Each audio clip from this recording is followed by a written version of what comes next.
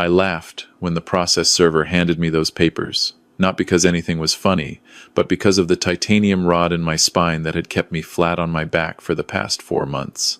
My hands trembled as I read the first line. Notice of legal action, harassment, and stalking. My ex-wife, Patricia, was suing me for following her across Ontario, showing up at her workplace in Ottawa, her sister's cottage in Muskoka, and outside her physiotherapy clinic in Kingston. The dates were all there, precise and damning. March through June 2024. The same months I'd been recovering from spinal fusion surgery in Toronto General Hospital. My name is Robert Harrison. I'm 63 years old, and until that lawsuit landed in my lap, I thought the worst chapter of my life was already written. My construction company had collapsed 3 years prior, when our largest client went bankrupt, owing us $840,000. The domino effect destroyed everything. The business, the house in Oakville, my 28-year marriage to Patricia, and eventually my health.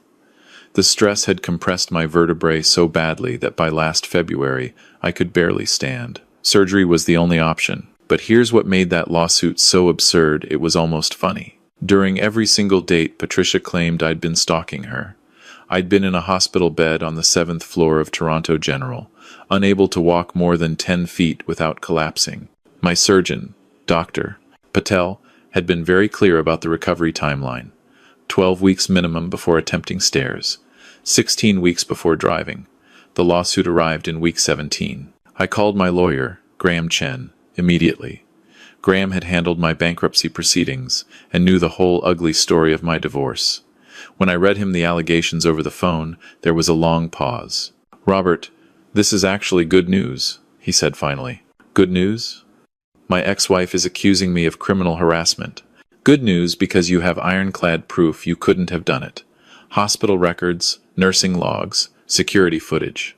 You were monitored 24/7 for 4 months. This case will be dismissed in 5 minutes." I wanted to believe him. But Graham hadn't seen what I'd seen in the envelope. Patricia had included photographs, 12 of them, printed in color. In each one, a man who looked disturbingly like me stood in the background. Same height, about 6'1". Same build, though I'd lost weight during recovery. Same receding gray hairline. Same wire-rimmed glasses I'd worn for 15 years. In one photo taken outside a Starbucks in Ottawa, the man was even wearing a navy windbreaker identical to one I owned. "She has pictures, Graham. Someone who looks exactly like me." Another pause. "Email them to me. We'll deal with this. In the meantime, start documenting everything. Pull your hospital records, visitor logs, everything." I spent that evening going through my phone. Every text message, every call log, every email, from February through June. My daughter Amy had visited twice a week. My son Michael had flown in from Vancouver once. My brother Thomas had come by every Sunday. Beyond that, my social circle during those months had consisted entirely of nurses, physiotherapists, and the elderly man in the next bed, who watched game shows at full volume. The lawsuit demanded $200,000 in damages for emotional distress and requested a restraining order. The court date was set for August 15th, 6 weeks away. Patricia's lawyer had filed in Ottawa, 3 hours from my apartment in Toronto. Just traveling there would be agonizing with my back. That night, I couldn't sleep. Not from pain, though there was plenty of that. From the sheer wrongness of it all. Patricia and I had our problems, certainly. The business failure had poisoned everything between us. She blamed me for not having better contracts, for trusting the wrong people, for losing the comfortable life she'd grown accustomed to. By the time she filed for divorce, we could barely be in the same room. But stalking, harassment, that wasn't me. That had never been me. I went back through the photos with a magnifying glass. In the Ottawa Starbucks shot, the man's face was partially visible in profile. The resemblance was uncanny. Same nose, same jawline. But something felt off. The way he stood, shoulders slightly hunched forward. I'd spent months in physio, learning to stand straight to protect my spine. This man's posture was all wrong. The next morning, I called Toronto General's records department. Getting copies of everything took 3 days and $200 in administrative fees. But it was worth it. 416 pages, documenting every minute of my hospital stay. Admission on February 12th at 6 a.m. Surgery lasting 9 hours. Post-op complications with infection requiring extended ICU stay. Transfer to recovery ward on February 28th. Discharge on June 8th, exactly 117 days after admission. The nursing logs were particularly detailed. Every 4 hours, a nurse had checked on me, recorded vital signs, medication administration, meals consumed. I'd been on a morphine drip for the first 3 weeks, couldn't have walked to the bathroom unassisted for 6 weeks, and hadn't left the hospital floor until week 14, when I'd been wheeled down for a CT scan. Graham reviewed everything and scheduled a call with Patricia's lawyer, a woman named Judith Brennan. I listened on speakerphone as Graham laid out our defense. Miss Brennan, my client was hospitalized during every date mentioned in your complaint. We have comprehensive medical records proving he was physically incapable of being in Ottawa, Muskoka, or Kingston during those months. Judith's voice was sharp. Mr. Chen, we have photographic evidence and eyewitness testimony. 6 different people confirmed seeing Mr. Harrison at these locations. 6 people identified someone who looked like my client. There's a significant difference. The photographs are quite clear. And I should mention, we also have records of concerning phone calls to my client during this period. Calls from Mr. Harrison's cell phone number. My stomach dropped. I'd called Patricia exactly twice during my hospital stay. Once to inform her about the surgery. Once to tell her I'd survived it. Both conversations had lasted less than 2 minutes and been purely informational. What calls? I asked, breaking my silence. Mr. Harrison. Lovely to hear from you, Judith said, her tone dripping sarcasm. My client received 17 calls from your number between March and June. She wisely chose not to answer any of them. Your voicemails were disturbing. That's impossible. Check the phone records. I made 2 calls to Patricia in 4 months. We have her phone records, Mr. Harrison. They tell a different story. After the call ended, Graham looked troubled. We need to get your phone records immediately. And we need to figure out who this lookalike is. You believe me, right? That I didn't make those calls? I believe the hospital records. But someone went to considerable effort to make it look like you. This isn't random harassment. This is targeted. I requested my phone records from Rogers that afternoon. While waiting for them to arrive, I started thinking about who might want to frame me. The business bankruptcy had created plenty of enemies. Subcontractors who'd lost money, suppliers who'd been left holding bad debts, even former employees who'd lost their jobs. But 3 years had passed. Why come after me now through Patricia? Then I remembered something. During one of Amy's visits in April, she'd mentioned that Patricia had a new boyfriend. Someone she'd met at her book club in February, right before my surgery. Amy hadn't met him, but said Patricia seemed happier than she'd been in years. What was his name? I'd asked at the time. Dennis something. Dennis Maxwell, I think. I pulled out my laptop and searched Dennis Maxwell Ottawa. Nothing relevant. I tried Dennis Maxwell Toronto. Still nothing. I was about to give up when I had another thought. What if he wasn't from here? What if Patricia had met him online? Not at book club. I logged into Facebook for the first time in months and searched Patricia's friends list. There he was, Dennis Maxwell. Profile picture showed a man in his late 50s, graying hair, slim build, standing in front of the Rideau Canal. I clicked through to his photos. My blood went cold. Dennis Maxwell looked like he could be my brother. Not identical, but close enough. Same height based on the photos. Similar features, similar style of glasses. He even wore his hair the same way. What was left of it? I took screenshots and sent them to Graham immediately, then called him. Tell me I'm not crazy. Look at this guy. That's concerning. Very concerning. Where did you find him? He's Patricia's new boyfriend. She met him right before my surgery. Graham was quiet for a moment. This might not be a coincidence, Robert. But we need to be careful. We can't just accuse him without proof. Do you know anything else about him? Just his name and that he lives in Ottawa. Let me do some digging. In the meantime, your phone records should arrive tomorrow. That'll tell us a lot. The phone records came via email the next morning. I printed all 68 pages and went through them line by line. The calls to Patricia that Judith mentioned weren't there. According to Rogers, I'd made exactly 2 calls to Patricia's number. March 3rd at 2:47 p.m. Duration 1 minute 43 seconds. March 4th at 9:12 a.m. Duration 2 minutes 6 seconds. Nothing else. I called Graham immediately. The calls don't exist. According to my records, I only called her twice. That means someone spoofed your number, made it look like the calls were coming from you when they weren't. That's actually easier to prove than you'd think. We can get call detail records from the cell towers. If you were in the hospital and the calls originated from Ottawa, we've got them. Why would someone do this? Why go to all this trouble? That's what we need to find out. I've got a private investigator friend, Marcus Webb, former RCMP. I think we should bring him in. Marcus Webb met me at a Tim Hortons near my apartment 2 days later. He was a large man, maybe 55, with the careful movements of someone who'd seen things that left marks. I showed him everything: the lawsuit, the photos, Dennis Maxwell's Facebook profile, my phone records, my hospital documentation. He studied the photographs for a long time, occasionally pulling out a jeweler's loupe to examine details. "This is sophisticated," he said finally. "These aren't snapshots. Look at the angles, the lighting. Whoever took these knew what they were doing. They wanted clear, usable images." "You think someone hired a photographer?" "I think someone planned this very carefully." "Tell me about Dennis Maxwell." I told him what little I knew. Marcus made notes and promised to do a full background check. 3 days later, he called me back. "Dennis Maxwell doesn't exist," he said. "What do you mean?" "I saw his Facebook page." "You saw a Facebook page created 11 months ago. Profile picture is stock photography from a modeling agency in Toronto.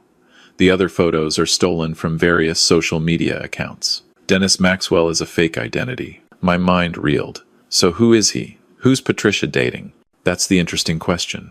I contacted some friends in Ottawa law enforcement, asked them to quietly check if Patricia's been seen with anyone matching the description. They found something. A man named Kevin Dutton, age 58, has a record. 2 prior stalking charges in British Columbia, both cases settled out of court. Moved to Ontario last year. Jesus Christ. Patricia's dating a stalker? It appears so. And get this, Dutton looks nothing like the guy in these photos or like you. He's 5'7", heavy build, full head of dark hair. But he's got experience with surveillance, with harassment, with manipulating situations. The pieces started clicking together. But the picture they formed made no sense. Why would he frame me for stalking Patricia if he's the one dating her? Marcus leaned back in his chair. Maybe she doesn't know what he's doing. Maybe he's playing both of you. Stalkers are often obsessive and paranoid.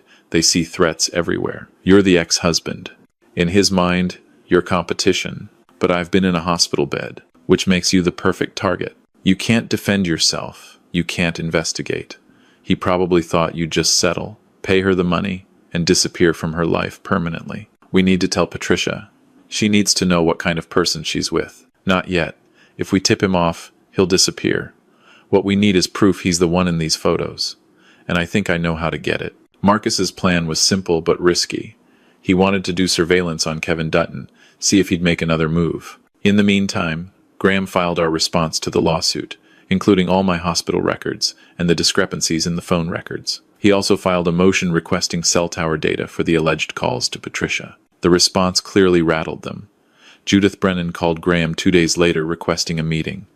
We met at her office in Ottawa, a glass tower overlooking the Ottawa River. Patricia was there, looking older than I remembered, harder somehow. Judith sat beside her, and across the table, a man I'd never seen before, 5'7", heavy build, dark hair. Kevin Dutton. "This is my client's partner, Mr. Dutton," Judith said. "He's been helping support her through this difficult time." I kept my face neutral, but my heart was pounding. This was the man who'd been impersonating me, stalking Patricia while making it look like I was doing it, and he was sitting right across from me, playing the supportive boyfriend. Graham laid out our defense methodically. Hospital records, nursing logs, security footage of me in the recovery ward. Phone records showing only 2 calls. The impossibility of me being in multiple cities while bedridden. Patricia's face went pale as the evidence mounted. She kept glancing at Kevin, but he maintained a concerned, supportive expression. "Miss Brennan," Graham said, "someone went to considerable effort to make it appear my client was stalking Mrs. Harrison. Someone who looks similar to him. Someone who spoofed his phone number. This isn't a case of mistaken identity. This is identity fraud and criminal harassment, but not by my client." "That's absurd," Judith said, but her voice had lost its edge. "Is it?" We'd like to request that all parties submit to forensic analysis, including Mr. Dutton here. If someone's impersonating my client, surely you'd want to find out who." Kevin's expression finally cracked, just for a second, a flash of something dark. "I don't see why I'd need to submit to anything," he said. "I'm not the one being accused of stalking." "No," I said, speaking directly to him for the first time. "But you are the one who did it." The room erupted. Judith demanded we retract the accusation. Patricia looked between Kevin and me, confused and frightened. Kevin stood up, face flushed. "I don't have to listen to this." "Patricia, we're leaving." But Marcus Webb chose that moment to enter the conference room. He'd been waiting outside, and Graham had texted him our signal. He placed a folder on the table. Kevin Dutton, also known as Kevin Marshall, also known as Dennis Maxwell, wanted in British Columbia on 2 counts of aggravated stalking, violated a restraining order in Vancouver last year, and he placed a photograph on the table, photographed 3 days ago entering a costume shop in Ottawa, where he purchased a gray wig and wire-rimmed glasses. Patricia gasped. Kevin bolted for the door, but Marcus was faster.